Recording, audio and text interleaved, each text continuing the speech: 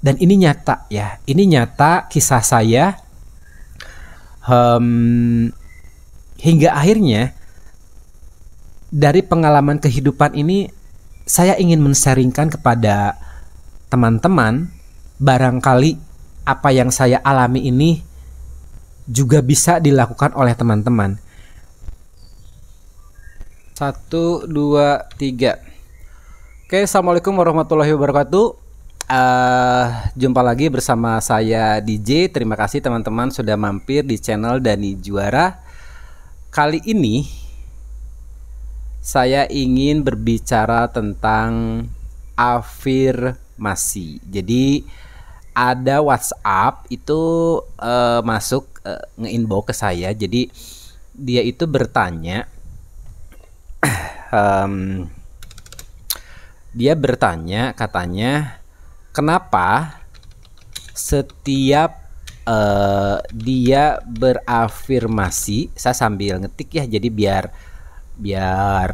nggak polos banget gitu, jadi nggak hanya ngomong aja tapi ada tulisan gitu ya. Kenapa setiap dia berafirmasi, atau saya ganti, kenapa setiap saya berafirmasi selalu atau dominan ditolak oleh, katakanlah saya menyebutnya alam bawah sadar. Nah, apa itu alam bawah sadar? Alam bawah sadar itu adalah, saya harus googling gitu ya, tapi versi saya aja lah ya. Alam bawah sadar itu jadi sesuatu yang ada di dalam diri kita yang berdasarkan sepengetahuan saya, dan saya pun berdasarkan informasi ya, jadi sesuatu hal yang dia itu menjadi program dalam kehidupan kita. Makanya kalau teman-teman browsing tentang alam bawah sadar, itu muncul tentang, coba saya browsing ya di sini ya, alam bawah sadar, pasti muncul gambar kayak gunung es, kemudian di sana itu tertulis 88% seluruh pengalaman kehidupan kita itu termanifestasi, itu kekuatannya dari alam bawah sadar. Nah, sementara sisanya yang 12% itu adalah alam sadar. Nah, ini ya, tindakan, kebiasaan, perilaku, dan karakter. Kemudian ini pikiran sadar, kemudian ini alam bawah sadar. Apa yang kita dengar, lihat, baca, saksikan, rasakan, kejadian yang kita alami sendiri, kemudian sebuah belief system gitu tentang keyakinan, itu pikiran bawah sadar atau alam bawah sadar itu kapasitasnya 88%. Nah, pertanyaannya apakah ini benar atau tidak? Nah, saya lagi-lagi akan menjelaskannya sesuai pengalaman kehidupan saya. Ya, jadi ini judulnya itu tentang kenapa setiap saya berafirmasi selalu atau dominan ditolak oleh alam bawah sadar. Nah, ini akan menjadi bahasan yang cukup panjang, dan karena cara saya itu menjelaskan, biasanya beberapa orang mengatakan loncat-loncat, saya akan menceritakan versi saya sesuai pengalaman saya, dan saya akan flashback ke pengalaman kehidupan saya di masa lalu. Nah, jadi begini teman-teman ya, saya sendiri mengenal teori-teori tentang yang beginian itu di sekitar tahun 2010-an. Nah, di tahun itu memang kehidupan saya lagi istilahnya lagi ngedrop dalam arti disuguhkan sebuah pengalaman kehidupan yang menurut kita itu sebuah permasalahan kehidupan yang di titik nadir gitu. Di titik nadir itu artinya dari sisi finansial, dari sisi kesehatan, itu semuanya dalam tanda kutip tidak baik, kurang baik, tidak sesuai yang kita inginkan. Nah, sebelum saya menjawab ini, saya ingin sedikit bercerita tentang saya di masa lalu. Jadi, saya itu lahir di sebuah kampung di Tasikmalaya tahun 83. Saya besar pernah di Sumatera, dulu ikut orang tua, kemudian katakanlah saya sekolah dasar itu di Tasik sampai kelas 6, kemudian SMP saya pindah ke Bandung 1 tahun, kemudian 2 tahun saya pindah lagi ke Tasik. Nah, akan saya mulai timelinenya di waktu saya kelas 2 SMP di Tasik. Jadi sekolah saya itu adanya di gunung. Nah, sambil barangkali ada gambaran sedikit ya, kita lihat SMP N2 Ciawi Tasikmalaya. Ada nggak ya di sini ya? Nah, ini kayaknya nih profil sekolah data atau ini SMP Negeri 2. Ini SMP Negeri Kadipaten. Nah, jadi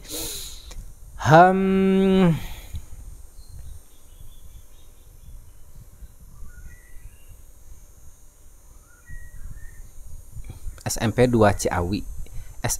SMP ini bukan ya? Atau saya ini aja deh, Google Map aja deh.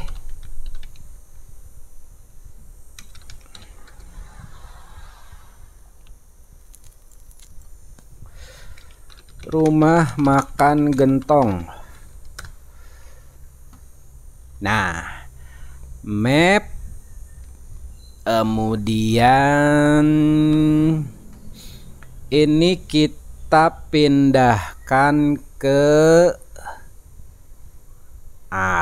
ya, ini rumah makan Gentong. Halo alumni SMP Negeri 2 Ciawi, atau dulu itu SMP Nekad Negeri Kadipaten. Nah, ini nih. Sekarang itu namanya berarti SMP 1 Kadipaten. Nih, jadi dari sini teman-teman bisa lihat ya, sekolah saya itu berada di perbukitan, dan ini seru banget kayaknya ya. Dan ini jalan utama yang kalau ke sini ini arahnya ke Tasik. Nah, sementara tempat tinggal saya dulu itu, kalau ini sekolah saya. Oke, ini sekolah saya, berarti rumah saya itu di mana ya? Ini rumah saya. Nah, rumah saya itu sekitar di, waduh, masih jauh cuy. Pokoknya daerah sinilah. Nah, kita kembali lagi ke sekolah ya. Ini saya tell story tentang kehidupan saya, tapi insya Allah nanti ada pesan yang ingin saya sampaikan. Nah, ini sekolah saya ya. Jadi kalau kita tek ke sini, nah, ini kan jalan utama ya, jalan nasional ya. Nah, ini SMP Negeri 1 Kadipaten. Ya ampun, saya udah berapa lama nggak ke sana. Jadi di sini tuh bertingkat kelasnya itu. Jadi kantor itu ada di bawah. Kemudian saya masih ingat dulu saya waktu kelas 2 di sini nih kelasnya ya, di sini. Nah, gini ceritanya. Jadi dulu waktu saya SMP itu saya selalu atau lebih sering berangkat itu paling awal. Jadi ketika di sekolah itu belum banyak siswa, belum banyak orang, saya itu suka merenung di sini gitu ya, atau kadang-kadang jalan-jalan ke mana sekolah yang tadi. Nah, atau kadang-kadang karena ini sekolah saya tuh kadang-kadang ke sini, di sini sekedar merenung pagi-pagi itu ya. Nah, dulu yang sampai detik ini saya masih ingat adalah renungan saya. Jadi bukan renungan lah, kalau dulu waktu zamannya ingusan itu mungkin ngelamun gitu ya. Saya tuh duduk ketika duduk, ketika sendiri tuh suka semacam di dalam diri saya itu ada pertanyaan. Kok bisa sih ada saya gitu ya? Kok bisa sih ada saya di dunia ini? Kemudian dilanjutkan dalam lamunan itu, kenapa sih saya itu terlahir dari keluarga yang misalkan tidak lahir di keluarga orang kaya gitu ya. Kenapa saya itu harus lahir ibu bapaknya itu ini. Kemudian kenapa saya juga terlahir dari yang agamanya Islam, kemudian hingga akhirnya memeluk Islam gitu ya. Jadi banyak pertanyaan yang muncul hingga akhirnya merujuk kepada sebuah apa ya, atau ada pertanyaan yang menjadi akhirnya terbuka, itu adalah apa tujuan saya diciptakan di muka bumi ini. Nah, itu pertanyaan yang seperti apa ya, seperti melayang-layang, tapi itu beneran, kok bisa sih ada saya di muka bumi ini gitu ya. Kalau jawaban sederhananya ya sudah ditakdirkan lah gitu ya. Cuman ada pertanyaan yang sangat-sangat menggebu-gebu dari dalam, kenapa Tuhan menciptakan saya? Nah, itu menjadi basic nanti ada hubungannya dengan afirmasi ya. Itu kan artinya terlintas, terfikirkan di dalam diri kita ketika kenapa ada kita di muka bumi ini? Apa tujuan Tuhan menciptakan kita? Nah, untuk jawaban secara dogma, jawaban secara teoritis, mungkin bisa aja jawabannya kita diciptakan untuk beribadah. Nah, itu kan secara global ya menurut saya. Tapi ada sebuah detail yang menjadi pengalaman kehidupan, kita itu harus ngapain. Nah, pasti setiap orang akan berbeda-beda menemukan jawaban itu. Nah, saya akan bercerita dari sisi pengalaman saya ya. Jadi dari sini nanti kita loncat ke tahun 2006 atau 2010 lah. Jadi kita nanti shortcut. Nah, tapi paling enggak teman-teman tahu basic saya itu bukan seseorang yang terlahir dari keluarga sultan, bukan ya. Yang beneran saya itu untuk hidup aja dulu waktu. Nah, kita lari ke tahun 198 lah, ketika saya sekolah di Bandung. Kemudian saya untuk bertahan hidup aja, untuk memenuhi kebutuhan pribadi saya di saat saya sekolah STM, SMA, itu saya tuh harus berjuang sendiri. Saya masih ingat kelas 1. Jadi begini, di sekolah ini ceritanya saya itu katakanlah murid terpintar versi kabupaten ya, atau kecamatan, sorry kecamatan. Jadi saya menceritakan ini, nanti ada sebuah hikmah yang bisa kita ambil. Jadi di sekolah ini dari kelas 2 sampai saya akhirnya, dulu itu masih sistem NEM kan ya, nilai Eptanas murni. Dari katakanlah saya itu juara umum dari kelas 2 caturulan 2 lah sampai kelas 3, sampai NEM saya itu tertinggi di sekolah ini versi kecamatan ya, karena saya yakin kalau saya istilahnya dilombakan dengan tingkat kabupaten atau kota, pasti saya tertinggal jauh. Nah, ceritanya NEM saya ini di sini paling gede. Jadi NEM saya itu adalah 38, sekian lah, itu paling besar ya.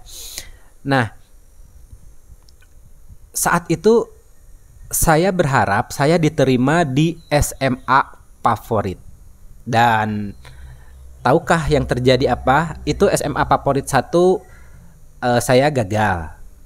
Favorit 2 gagal. Jadi ceritanya dari kecamatan di sini saya pindah ke daerah kota, ke Tasik. Tapi jadi saya bukan mencari SMA yang di sekitar sini. Kalau di sekitar sini udah pasti keterima. Cuman disinilah ada sebuah pembelajaran tentang kehidupan. Akhirnya dari nilai saya yang terbaik ini, kemudian saya lari ke daerah Tasik itu dua-duanya ditolak. Jadi SMA favorit 1 ditolak, SMA favorit 2 pun ditolak. Hingga akhirnya saya merasa seperti putus asa. Nah, kemudian paman saya udah dan tinggal di Bandung aja, sekolah di Bandung. Nah, singkat cerita akhirnya saya pindah ke Bandung dan sekolah di STM PU Bandung. Nah, dari kampung saya pindah ke Jalan Laswi. Nah, ini SMK Pekerjaan. Kita perbesar dulu di sini. Oke. Nah, ini Jalan Laswi.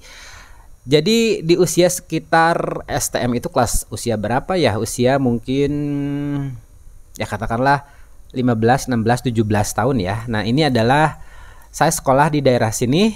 Halo, selamat malam alumni STMPU tahun angkatan 2001. Nah, di sini di Jalan Garut, saya sekolah di sini dan itu pun terpaksa. Jadi ceritanya setelah saya sekolah di Tasik, kemudian SMA 1, SMA 2 favorit ditolak, saya akhirnya dilarikan ke Bandung. Dan ini sama sekali bukan passion saya. Saya itu sama sekali tidak tertarik untuk sekolah di STM. Saya pengennya di SMA. Tapi karena ceritanya berbeda, ya akhirnya terpaksa. Nah, singkat cerita, ya saya di kelas 1 itu ikut sama paman, kemudian saya sekolah di sini. Dibiayain sama paman, dibantu sama paman. Terima kasih buat Mang Haji Ideng yang saat itu sudah membantu saya menyekolahkan, memasukkan saya, memernahkan posisi saya di sini. Nah, itu saya bertahan 1 tahun ikut paman saya, kemudian saya akhirnya memilih pindah ke daerah Cicadas, guys. Nah, Cicadas, jadi kalau dari sini itu Laswi, Ahmad Yani. Oke, coba saya browsing. Ahmad Yani, Wijaya Motor. Jadi maksud saya itu pindah ke daerah, kalau orang sana bilang itu daerah Beling. Daerah Beling itu daerah kumuh gitu ya. Nah, tik tek Jalan Kebonwaru, Jalan Bogor. Nah, Cicadas nih ya. Ini Cicadas, kemudian Jalan Terusan Jakarta, Jalan Bogor. Nah, berarti daerah sini nih. Ini jadi saya itu tinggal antara di sini dan di sini. Nah ini kan Kiara Artapak, bener. Ini Jalan Banten. Nah, berarti saya itu tinggal di sekitar sini nih. Ini area. Coba saya bisa diklik nggak di sini ya? Nggak bisa. Nah, pokoknya saya itu tinggal nih di sini, daerah kumuh, di mana saya masih ingat di sini tuh sering dan rawan yang namanya tawuran. Jadi orang sana itu mengatakan daerah Bling. Nah, kelas 2 saya tinggal daerah sini, Cicadas ya. Cicadas. Dan bagaimana kepribadian itu terbentuk dari sebuah lingkungan. Jadi kalau teman-teman lihat quotes atau meme, pasti kepribadian atau karakter itu katakanlah sebagian besar itu tumbuh dari lingkungan sekitar. Nah ya, lingkungan ini yang dulu pun membuat mindset saya itu saat itu jadi begini. Saya waktu pindah ke daerah sini kelas 2, kemudian saya sempat mau keluar sekolah karena saya itu sekolah tapi nyari makan sendiri, kemudian bayar SPP kalau nggak salah dulu itu 25.000 pun saya harus cari sendiri di tahun sekitar berarti 199-an lah, atau tahun 2000-an. Nah, untuk survive hidup saya membantu bibi saya di daerah alun-alun. Mana alun-alun Bandung. Nah, ini Masjid Agung. Saya masih ingat tempatnya. Sini tuh, jadi dulu itu waktu zamannya Cimol, Cibadak Mall. Jadi banyak orang-orang saat itu tuh menjual pakaian bekas yang dari luar ya. Dan kebetulan bibi saya, karena saat itu bibi saya itu suaminya orang Padang, kemudian suaminya jualan pakaian, kemudian bibi saya jualan kopi. Nah, jualan kopi, jualan Indomie. Dan untuk survive hidup, akhirnya bibi saya memperkenalkan, silahkan Dani, kamu kalau mau ikut bibi bantu-bantu gitu ya. Nah hingga akhirnya ya saya bantu-bantu bibi. Jadi begini, kalau misalkan sekolah saya masuknya jam 1, saya itu akan bangun sekitar jam 4 atau setengah 5, mempersiapkan semuanya. Kemudian dari Cicadas tadi itu saya meluncur ke daerah alun-alun. Jadi mana ya alun-alun Bandung tadi ya? Alun-alun ITC. Pokoknya dari Cicadas ke alun-alun itu saya naik sepeda BMX yang nggak ada remnya. Wah, pakai seragam SMA atau putih abu-abu. Dan saya masih ingat banget dulu tuh masih ada damri ya, yang damrinya itu beneran asapnya itu kalau kita di belakang tuh, asapnya itu hitam banget gitu loh. Nah, itu saya lakukan karena memang saat itu pun saya menyadari saya itu bukan siapa-siapa, orang yang terlahir dari keluarga yang jauh dikatakan dari kata berkecukupan. Nah, itu saya lakukan sampai kelas 3, sampai kelas 2, kurang lebih 1 tahun. Jadi saya masih ingat dulu ya wajar ya di usia-usia kelas 2 SMA gitu ya, lagi cuci piring pakai seragam, itu ada anak Pasundan yang lewat gitu, kadang ya nggak ada rasa malu sebetulnya, cuman mungkin kalau zaman sekarang ya mungkin termasuk anak saya gitu, kayaknya rasa gengsinya itu lebih tinggi. Tapi ya tidak ada yang salah di sini karena memang saya sendiri dulu mencitrakan diri saya itu adalah orang miskin. Jadi ya ngapain saya harus malu? Saya lebih baik harus berjuang demi surviving kehidupan saya gitu ya. Nah, ceritanya itu berarti saya dari SMP pindah ke Bandung, dan di Bandung pun itu perjuangan dimulai. Bagaimana dari kelas 1 STM sampai kelas 3 saya harus berjuang sendiri.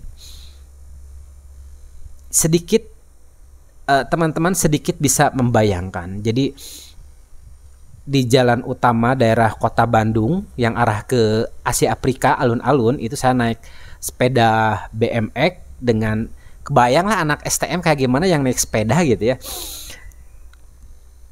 Itu kadang-kadang yang seru, mungkin bisa aja sih saya bilang bukan menyedihkan ya, mengkhawatirkan, itu kalau misalkan saya sekolah pagi kemudian bubar itu sekitar jam 1 atau setengah 2, itu saya langsung cus, jadi bukan langsung pulang ke rumah tapi ke alun-alun untuk bantuin bibi, hanya untuk survive hidup dan bayar SPP sekolah saya.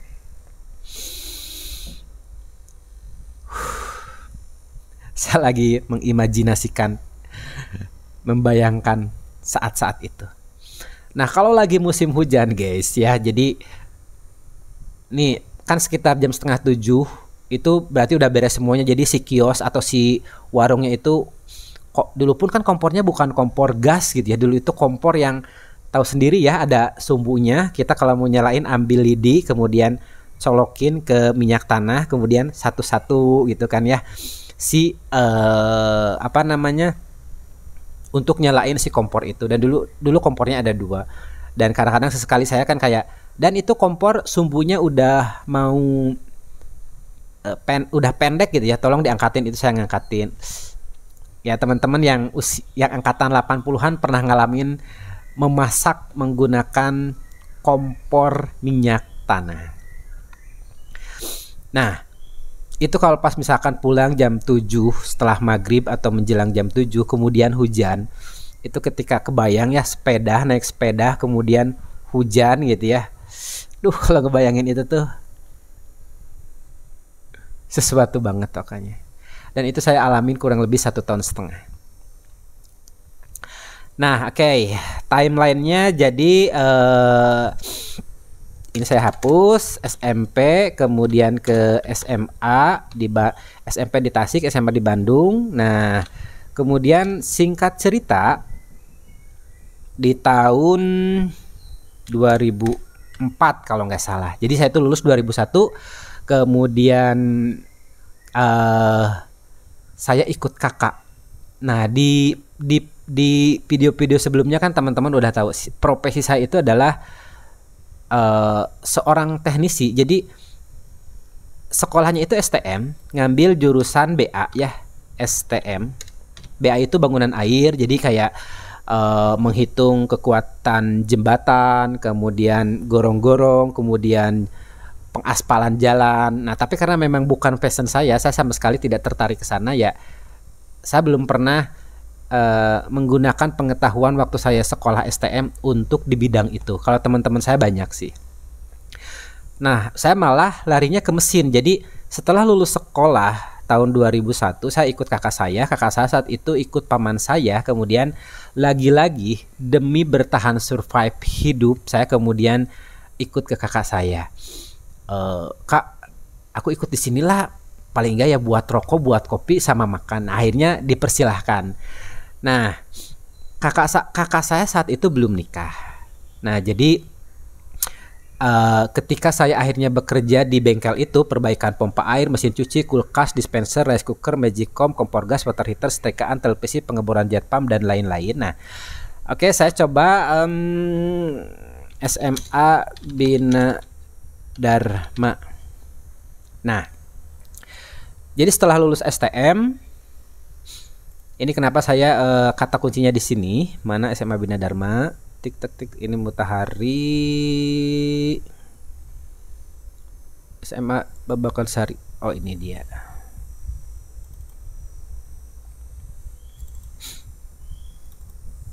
Nah, maksud saya apa?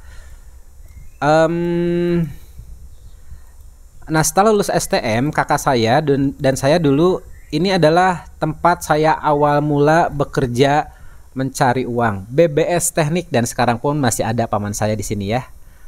Namanya Paman Mang Ana. Mudah-mudahan sehat selalu. Terima kasih sudah mengajari saya tentang perpompa airan, permesin cucian, pengeboran jet pump dan lain sebagainya. Nah, jadi ini dulu tahun 2000. Jadi saya sebetulnya sebelum lulus sekolah pun sekitar 6 bulan menjelang ujian STM, saya tuh udah ikut di sini ya, karena tahu sendirilah saya udah nggak ikut ke Bibi. Kemudian gimana caranya saya survive hidup, saya ikut ke kakak saya di sini hanya untuk sekedar ngopi dan ngerokok dan makan. Dan dulu di sini itu ada warteg. Nah, di sini ini tempat saya ikut makan.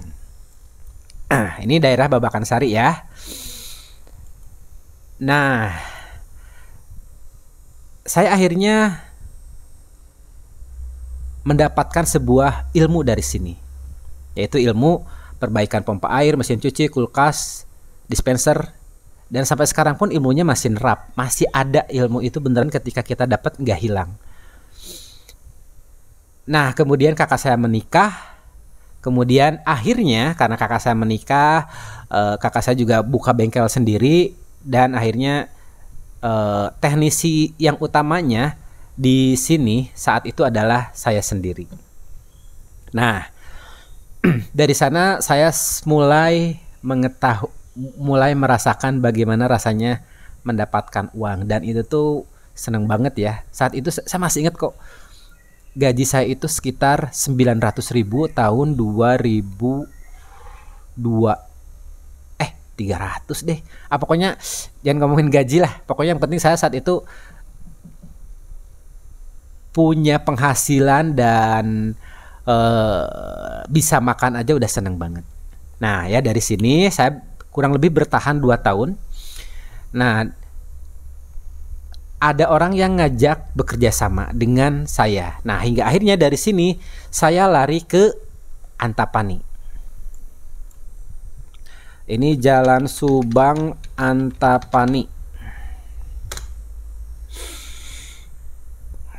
Mana Jalan Subang Antapani?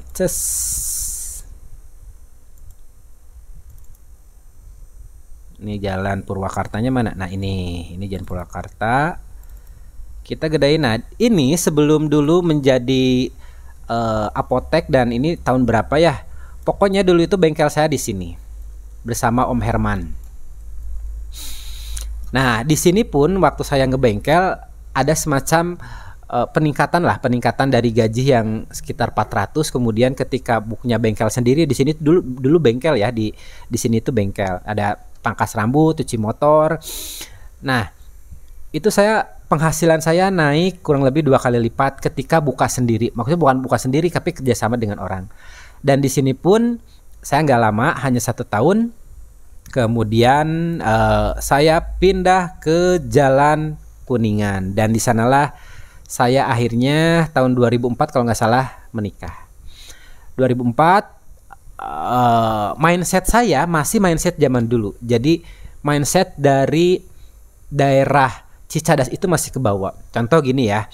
Dulu waktu saya ngebengkel, kemudian ketika saya tahun 2004 itu kayak saya ngelihat Honda Jazz gitu ya. Ya ampun, kata saya itu mobil bagus banget, tapi ketika tahu harganya 150 juta saat itu, mahal banget kayaknya. Aku nggak bisa memiliki itu gitu ya. Nah, ini poinnya di sini ya. Bagaimana mindset saya saat itu secara dominan itu adalah seperti itu. Dan ini ada hubungannya dengan yang namanya alam bawah sadar. Jadi ketika lingkungan kita seperti itu, kemudian mindset terbentuk, kemudian ada semacam iman. Iman itu berarti tentang keyakinan, tentang belief system di dalam tubuh kita, di dalam diri kita, bahwa saya bisa begitu, saya nggak bisa begitu. Itu akan menjadi sebuah pengalaman kehidupan. Oke, singkat cerita, akhirnya saya punya bengkel sendiri. Oke, kita cari di sini Jalan Kuningan. Kontrol A, Jalan Kuningan Raya, Ces.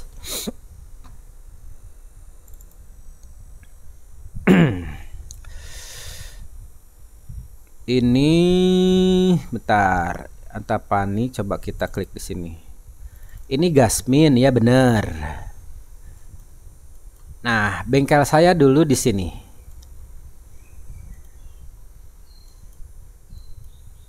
What the heck? Sudah pada berubah. Kejauhan kayaknya deh.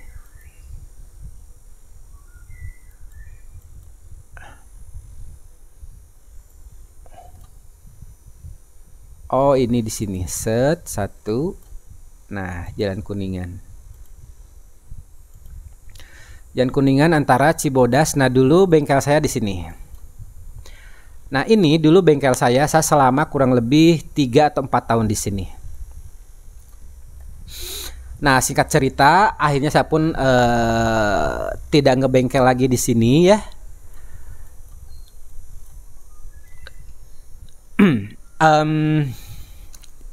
Jadi saya menikah tahun 2004, kemudian berpisah. Nah, ini juga tentang perpisahan itu sebetulnya kalau dibahas juga seru banget ya. Karena gini ya, saya sedikit saja. Kadang-kadang kita itu ketika mengalami sesuatu, kita itu menolaknya. Contoh misalkan kayak kita tidak diterima kerja, kemudian semacam, kenapa sih kita nggak diterima? Atau misalkan yang berumah tangga, kemudian akhirnya bercerai. Bisa jadi sebagian orang mengatakan adalah sebuah kegagalan. Tapi kalau mindset kitanya jauh ke depan, itu bisa jadi mindsetnya tidak seperti itu. Justru itu adalah sebuah pembelajaran. Itu pun yang saya alami dulu. Justru saya di saat dulu berumah tangga, ini tidak bermaksud menceritakan gimana-gimana ya, cuman ada sebuah pesan. Jadi ketika kita katakanlah gagal dalam sesuatu hal, itu pada dasarnya adalah bukan sebuah kegagalan yang sesungguhnya. Justru bisa jadi kegagalan itulah yang akan membuat kita menjadi terangkat. Jadi permasalahan kehidupan justru akan mengangkat kita ke arah yang lebih baik. Nah, itu pun tergantung dari cara berpikir kita. Ini saya kasih contoh ya. Secara global, contoh misalkan negara Jepang adalah negara yang permasalahan itu banyak banget. Tapi bagaimana dia sekarang menjadi negara yang hebat, yang maju gitu ya. Nah, begitupun secara kepribadian seseorang. Kalau seseorang, karena saya mengalami banyak permasalahan dalam kehidupan hingga akhirnya saya menemukan sebuah rahasia kehidupan, saya akhirnya ngerti gitu ya. Justru saya berterima kasih kepada katakanlah mantan istri atau siapapun yang pernah membuat saya rugi, membuat saya pernah kecewa. Justru saya berterima kasih kepada mereka. Kenapa? Karena dengan adanya mereka itu menjadi semacam pemicu bagaimana saya untuk bangkit gitu lah. Karena keberhasilan saya dari sisi finansial pun itu adalah ketika perpisahan saya dengan pasangan saya yang pertama. Justru dari sana saya semacam ada sebuah spirit semangat yang ibaratnya apa ya, semacam pemicu bahwa saya harus berhasil, saya harus bisa gitu ya. Nah, singkat cerita nih ya, barangkali kepanjangan. Jadi sebelum saya ke singkat cerita, nanti ke poin yang berikutnya, SMP, STM, kemudian mulai menitih karir ya di sini di perbengkelan. Cuman mindset saya sendiri waktu saya ngebengkel itu beneran sampai mikirnya gini, orang-orang kok bisa sih beli rumah yang harganya saat itu tuh komplek di Antapani itu harganya sekitar 350 juta gitu. Saya sampai mikir, hebat ya orang tua zaman dulu, kok mereka bisa beli rumah sih yang harga segitu. Nah, saya kemudian membandingkan penghasilan saya saat itu, sekalipun secara pribadi penghasilan saya itu dulu sekitar 4 sampai 5 juta per bulan ketika punya bengkel gitu ya. Kemudian sempat punya 3 karyawan juga ya. Tapi kalau saya mikir, ini kalau 5 juta per bulan kemudian untuk menjadi 300 juta, itu berarti harus butuh berapa lama gitu loh. Tinggal 300 juta dibagi 5 juta, nanti ketemunya berapa tahun. Nah, itu cara berpikir saya dulu. Nah, hingga akhirnya ketika akhirnya saya sudah tidak ngebengkel di sini, kemudian saya sudah pisah, kemudian saya hidup bersama putri kesayangan saya yang sekarang udah gede. Oke, saya mohon izin untuk menampilkan videonya. Jadi video dia waktu sama saya dan foto atau gambar yang sekarang dia sebesar apa. Saya mohon izin untuk menampilkan di sini ya.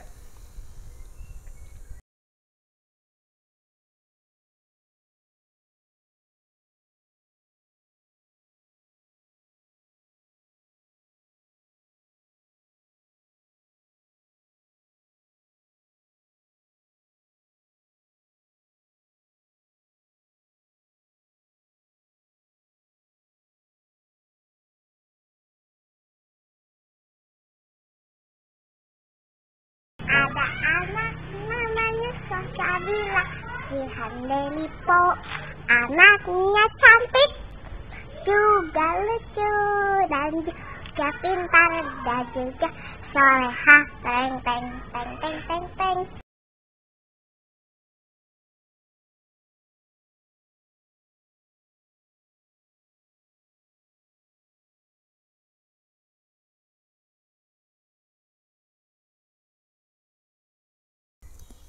Nah,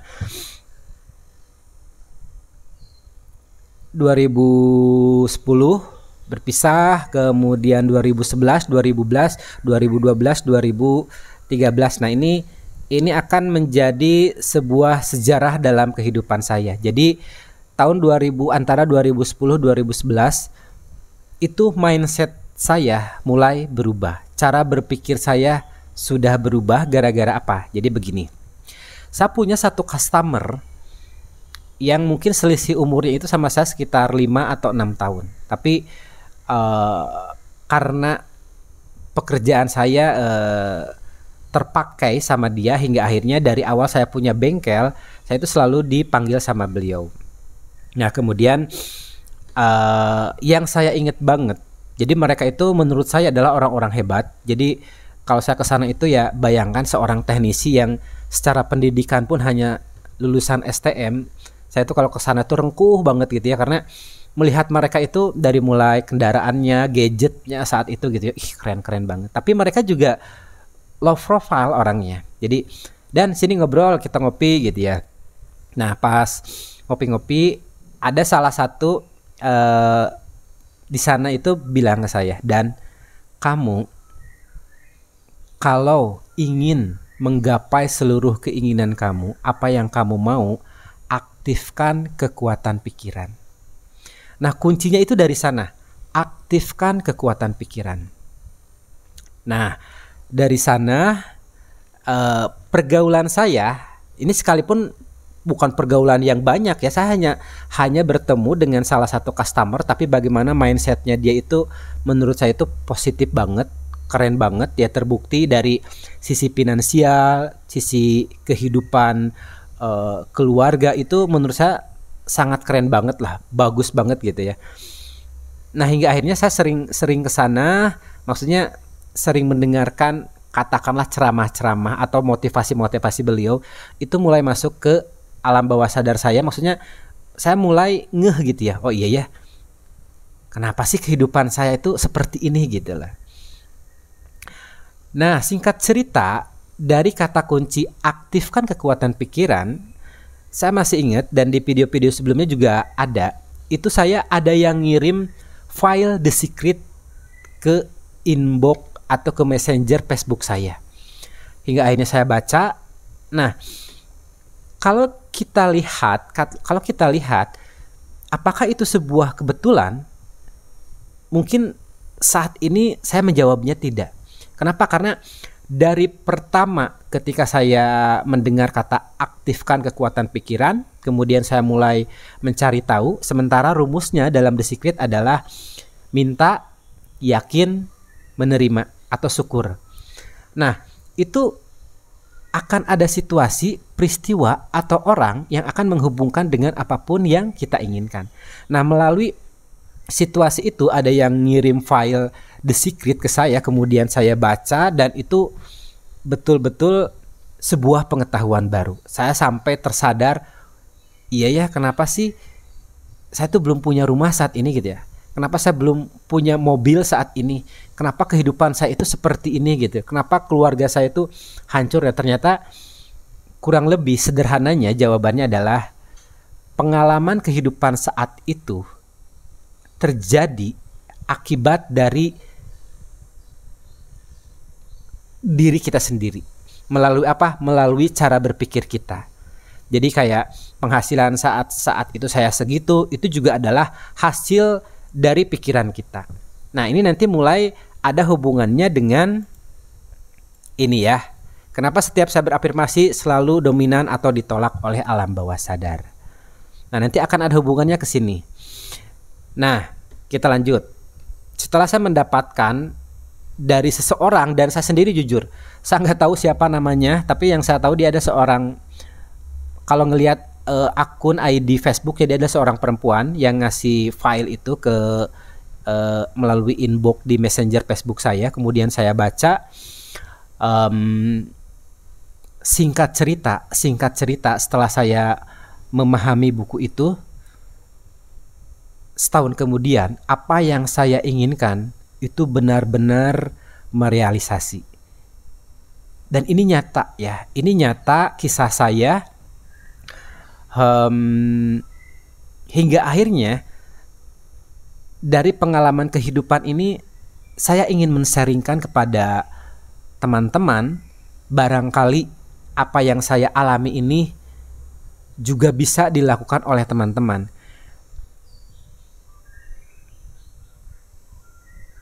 Gini, apakah yang saya alami itu kemudian yang saya lakukan itu bisa teman-teman lakukan? Saya yakin 100% bisa. Tapi juga tidak bisa. Jadi jawabannya adalah bisa dan tidak bisa. Nah, apa yang menjadi kunci kenapa seseorang bisa kemudian yang lain tidak bisa? Nah, teori The Secret yang saya paparkan di beberapa video yang saya upload di channel ini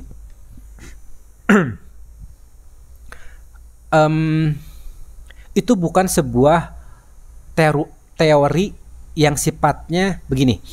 Saya contoh ngambil komparasi, kalau misalkan ada sebuah teori bagaimana cara membuat motor yang asalnya kecepatannya maksimal 150 km per jam menjadi 200 atau 250 km per jam. Kemudian ada teorinya harus ganti ini, kemudian dipraktekkan dan secara hasil itu bisa langsung terlihat.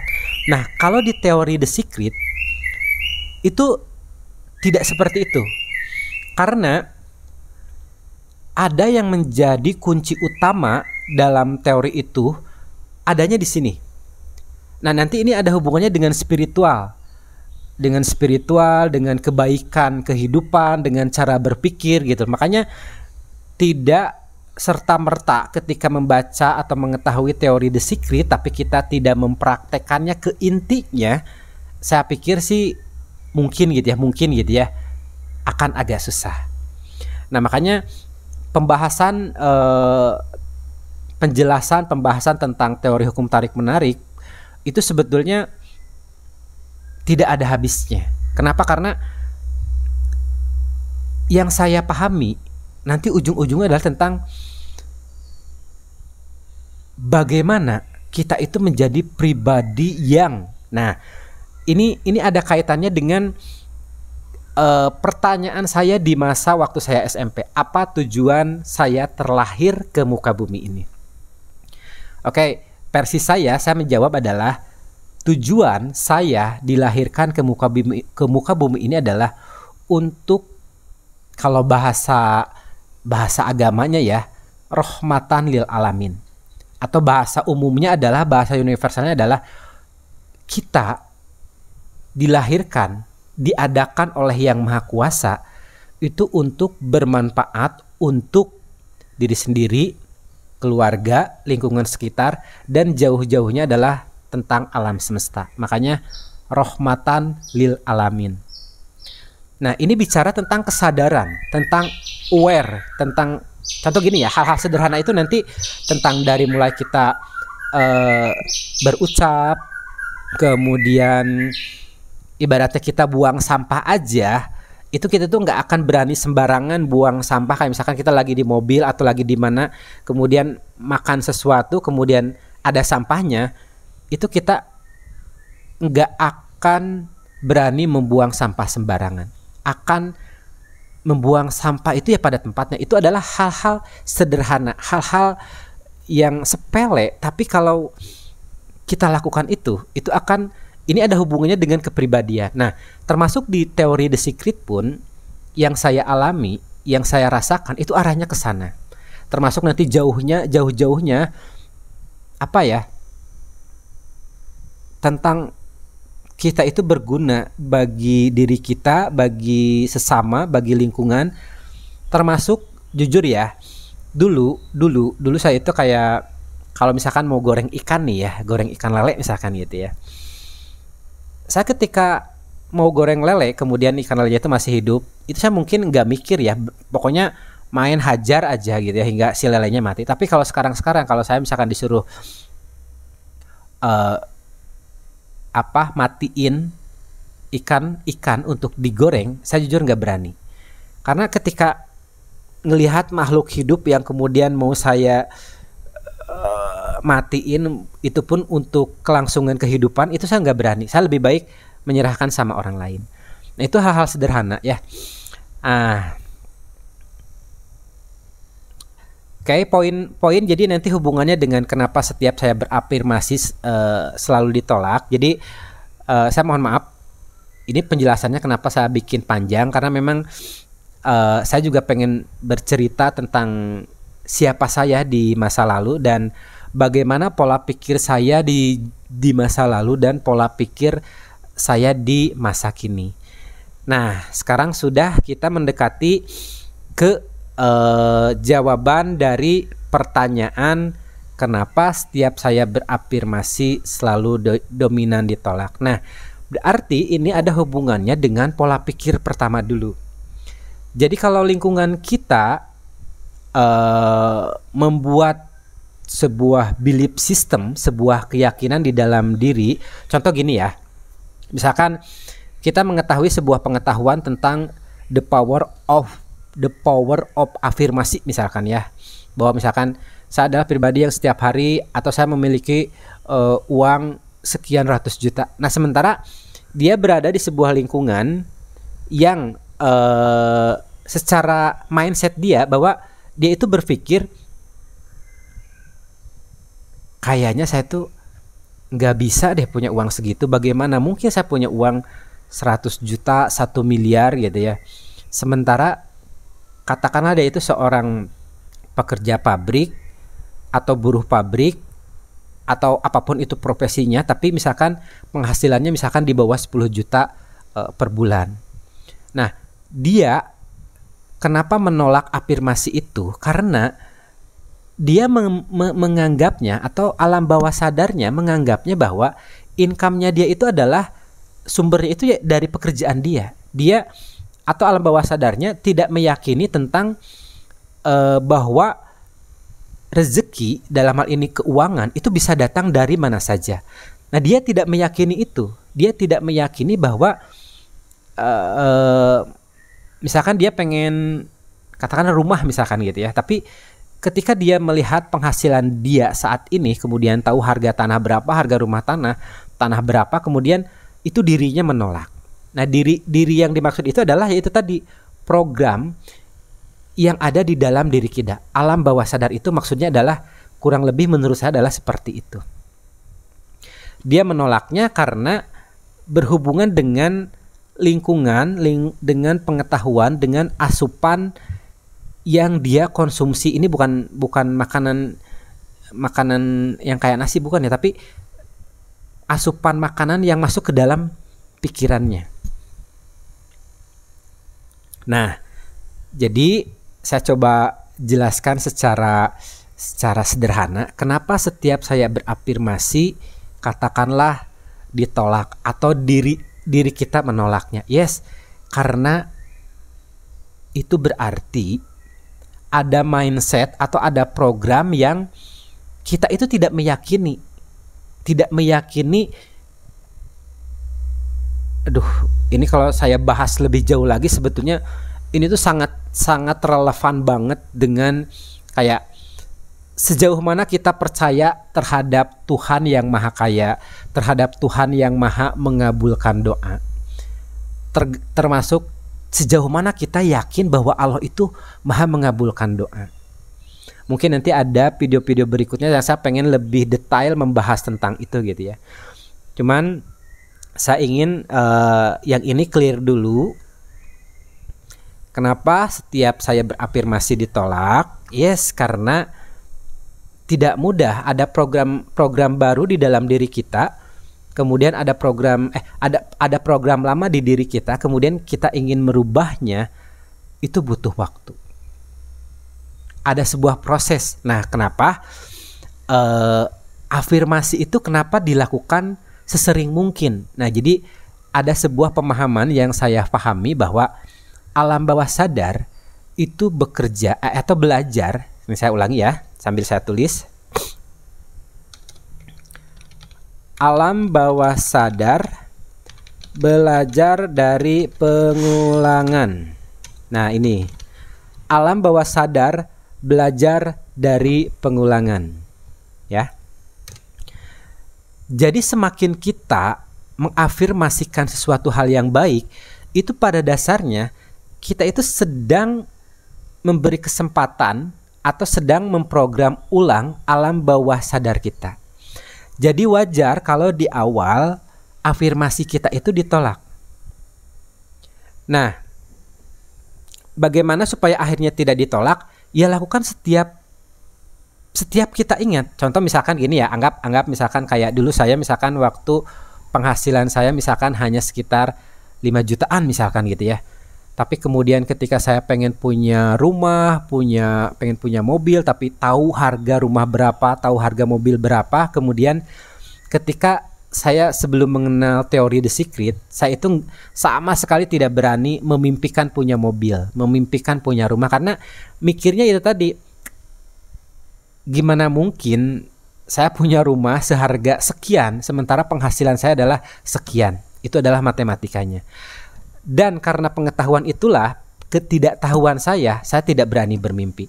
Tapi bagaimana ketika saya pengetahuan tentang teori hukum tarik menarik, jadi judulnya itu adalah kan, apapun yang kita inginkan, rumah seperti apa yang kita inginkan, pekerjaan apa seperti yang kita inginkan, itu rumus sederhananya adalah minta, yakin, syukur atau menerima. Nah tapi itu adalah secara globalnya kan yang 3 itu. Jadi minta, yakin, syukur akan ada situasi, peristiwa atau orang yang akan menghubungkan dengan apapun yang kita inginkan.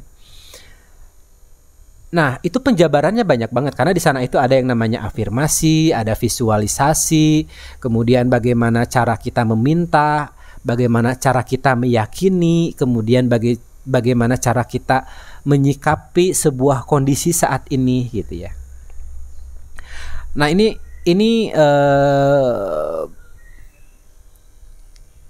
menurut saya tidak bisa dijelaskan secara mungkin bisa aja ada orang yang bisa menjelaskan dalam waktu singkat, tapi untuk memanifestasinya atau merealisasinya itu butuh sebuah proses. Nah, jadi dalam kesempatan video ini untuk seseorang yang bertanya ke WhatsApp saya, kenapa setiap saya berafirmasi selalu ditolak atau dominan ditolak? Yes, itu jawabannya hal yang normal, yang biasa saja karena saya pun pernah mengalami itu. Nah, cuman polanya kita harus tahu bahwa alam bawah sadar belajar dari pengulangan. Ya, jadi semakin kita mengulang terus afirmasi itu akan masuk ke alam bawah sadar dan alam bawah sadar bisa menerimanya. Ketika alam bawah sadar sudah menerimanya dan dia menjadi program dari diri kita, maka kita akan semakin dekat dengan apa yang kita inginkan. Paling enggak alam bawah sadar itu menerima dulu. Jadi katakanlah kita semacam memprogram ulang seluruh sesuatu hal yang katakanlah tidak berguna, tidak bermanfaat, tidak berdaya yang ada di dalam diri kita, yaitu melalui afirmasi. Yes, jadi itu adalah basic. Kalau misalkan ada yang mengatakan afirmasi itu bohong gitu ya, apakah afirmasi itu bohong? Jawabannya jawabannya ada 2. Yes bohong, yes tidak bohong. Karena itu nanti berhubungan dengan belief system. Jika teman-teman mengatakan atau meyakini bahwa afirmasi itu bullshit gitu ya, bohong, teori loa itu sampah atau bohong gitu ya, enggak berguna, tidak bekerja gitu ya pada setiap orang, jawaban saya adalah yes, benar. Tergantung kita meyakininya seperti apa. Ya, karena di sini itu benar-benar nanti berbicara tentang belief system yang ada diri kita. Jadi ketika teman-teman mengatakan teori hukum tarik menarik, teori loa itu adalah bohong, kemudian ujung-ujungnya misalkan hanya mencari uang, dalam arti mencari uang tuh kayak pelatihan gitu ya. Jika teman-teman meyakini itu, saya yakin ya itulah yang akan terjadi. Oke, ini sudah mau 1 jam. Saya pengennya sih 2 jam sih menjelaskan ini ya. Jadi buat saudara saya, teman saya yang bertanya kenapa afirmasi ditolak, jawabannya tetap lakukan saja. Jadi mulai konsisten dan istiqomah, itu pun yang saya lakukan dulu. Dan teman-teman yang sudah menonton video saya pasti tahu afirmasi apa yang pertama saya buat dalam kehidupan saya. Nah, afirmasi yang saya buat saat itu adalah saya adalah pribadi, saya sambil tulis di sini ya. Saya adalah pribadi yang setiap hari makin. Saya adalah pribadi yang setiap hari makin sehat, makin kaya raya, makin cerdas, makin pintar, makin soleh, makin baik, makin bijaksana, dan selalu ceria. Nah, ini adalah afirmasi global yang pertama kali saya bikin. Kenapa? Karena ketika saya mengetahui teori atau rahasia tentang kehidupan, bahwa kita sekarang adalah apa yang kita pikirkan di masa lalu, dan kita di masa depan adalah apa yang kita pikirkan saat ini. Ya, seperti konsep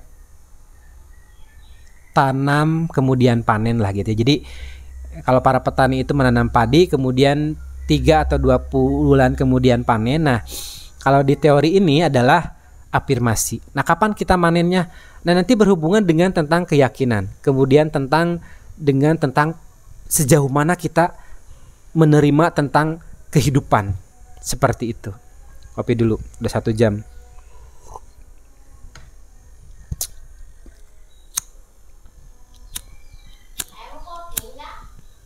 Enggak.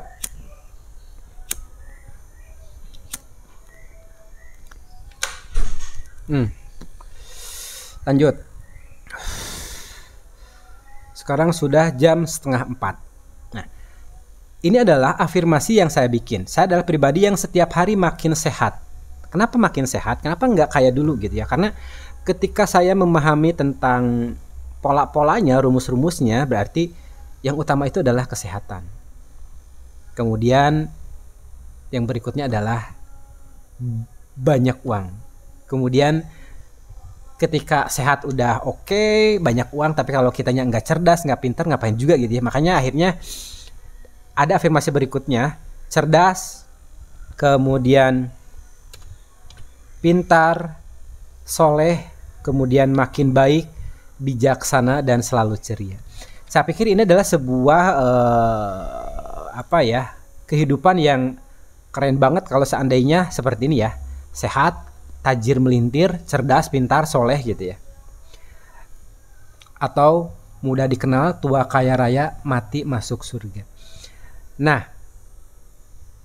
tentang kaya raya dalam ini berarti berhubungan dengan finansial ya, dengan keuangan. Saya pernah mengalami ini. Kemudian tentang kesehatan, saya pun dulu itu orang yang tukang sakit-sakitan. Tapi bagaimana jawaban tentang sehat ini sudah saya ketemukan, yaitu melalui teknik pernapasan ini. Jadi saya sendiri menemukan teknik pernapasan Wim Hof ini sekitar baru 2 tahun yang lalu. Kemudian saya dengan semangat mengaplikasikan, tapi jawabannya, hasilnya itu menurut saya pribadi luar biasa ya. Teman-teman boleh melakukannya hal yang sama, artinya mempraktekkan teknik pernapasan Wim Hof seperti yang saya lakukan sampai detik ini, atau enggak juga jadi masalah. Kenapa? Saya ketika menemukan teknik ini, saya tuh nge-share ke kakak saya, ke istri, ke siapapun, ke teman-teman terdekat gitu ya. Kamu kalau pengen sehat, lakukan deh teknik pernapasan ini gitu ya. Tapi ada yang melakukan dan kebanyakan tidak melakukan. Apakah saya kecewa? Enggak. Saya lebih mikir gini, iya ya. Jika seseorang belum waktunya mendapatkan hak itu, saya pikir segimanapun dikasih tahu itu enggak akan bisa. Contoh gini ya. Dengan saya menge-share tentang teknik pernafasan ini, bisa jadi ada yang semangat, yes, melakukan itu, kemudian akhirnya mendapatkan sebuah benefit, sebuah kesehatan yang maksimal, tapi ada juga yang enggak. Nah, kenapa seperti itu? Jawabannya yaitu adalah di sini. Jika diri kita, alam bawah sadar kita sudah mengkondisikan bahwa kita itu adalah menjadi pribadi yang sehat, semakin sehat, semakin sehat, semakin sehat, saya yakin akan ketemu sebuah way atau cara yang akan membuat teman-teman atau diri kita menjadi lebih sehat. Begitupun dengan kaya raya tajir melintir, ketika jika sudah waktunya itu teman-teman atau saya pribadi akan menariknya sendiri ke dalam pengalaman kehidupan kita. Nah, dari sini saya mulai ngeh bahwa sesuatu hal yang memang kalau belum waktunya hak kita itu nggak akan bisa. Begitupun dengan finansial. Nah, sebenarnya banyak banget yang ingin saya sampaikan, tapi biar tidak acak-acakan gitu ya, acak-acakan. Paling nggak saya ingin menjawab dulu yang ini. Jadi jawabannya adalah kenapa afirmasi ditolak? Yes, karena alam bawah sadarnya atau kita mau menyebutnya diri kita yang lainnya masih belum tahu tentang pengetahuan itu. Nah, itu adalah suatu hal yang wajar. Caranya adalah di video-video sebelumnya teman-teman bisa melihat yang afirmasi kemudian dibarengi dengan teknik pernapasan Wim Hof, atau secara teorinya, secara polanya ketika afirmasi kita ditolak adalah yes, karena ada sebuah belief system di dalam diri kita yang memang kenapa dia menolaknya? Karena itu dianggap sesuatu hal yang asing bagi alam bawah sadar.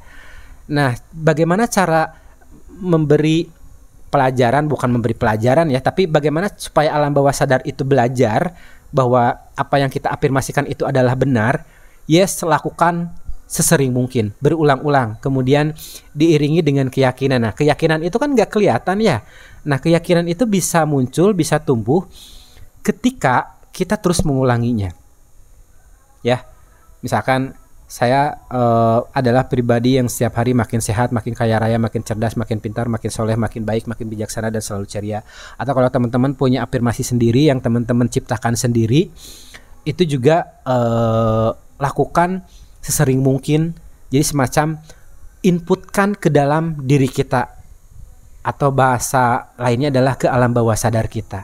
Agar apa? Agar alam bawah sadar kita akhirnya ngerti, oh iya, ini setiap hari diucapkan hingga akhirnya alam bawah sadar akan semacam menyusun ulang atau memprogram ulang dirinya dan menganggap bahwa afirmasi itu adalah sesuatu hal yang benar menurut alam bawah sadar, dan nanti akan termanifestasi menjadi sebuah pengalaman kehidupan. Nah, itu mungkin teman-teman yang bisa saya sharingkan. Mohon maaf buat para master yang sudah mengetahui tentang teori ini lebih jauh. Ini bukan tentang benar dan salah. Saya hanya menceritakan pengalaman kehidupan saya, dan saya ingin men-sharingkan. Jika dirasa bermanfaat, saya akan merasa sangat senang sekali. Jika seandainya tidak bermanfaat, ya teman-teman skip saja videonya dan abaikan saja apa yang saya ucapkan. Dan saya juga masih detik ini masih belajar. Ada channel-channel seperti Om Irwan Hiro, kemudian Oke Satrio, kemudian ada Arif RH.